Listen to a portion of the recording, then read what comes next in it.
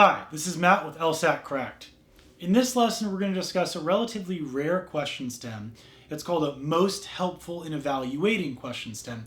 Even though it's relatively rare, it's worth introducing here right after strengthening and weakening, because as you'll see, it builds directly on those two skills. So the question stem is going to, it's going to give you an argument. This is under the argument evaluation family question stem, and it's going to say, hey, which one of the answer to which one of the following would be most helpful to know in evaluating the argument above. There's one thing you do for this, very straightforward. You pick an answer choice where one extreme version of the answer is going to make it it's going to strengthen the argument, and the other extreme version of the argument is going to weaken the answer choice. That's it. It's that straightforward.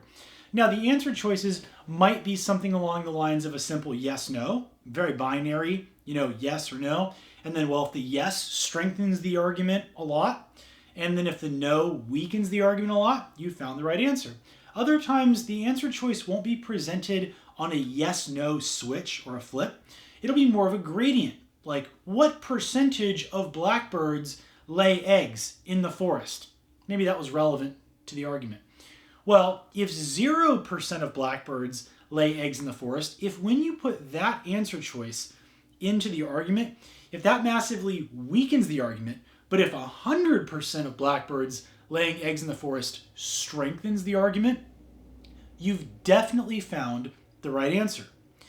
If one extreme weakens or strengthens, but then the other extreme is a bit ambiguous, it's the wrong answer. There's a very similar analog here to how you do disagree question stems, right? As we've already covered, you're looking for one person to say true and the other person to say false. You're looking for an extreme difference or an extreme polarity between the two things. Same idea here. To recap one more time, one extreme version of the answer choice, one extreme range of the answer choice will strengthen the argument. Not necessarily a sufficient assumption level of strengthening, but it will still strengthen the argument a lot. To me, it's very close to, if not a good argument. And the other version of the answer choice, the other extreme part of the range, will weaken the answer choice. Keep that in mind and go through systematically your answer choices. You will always arrive at the correct answer for a most helpful in evaluating the argument question stem.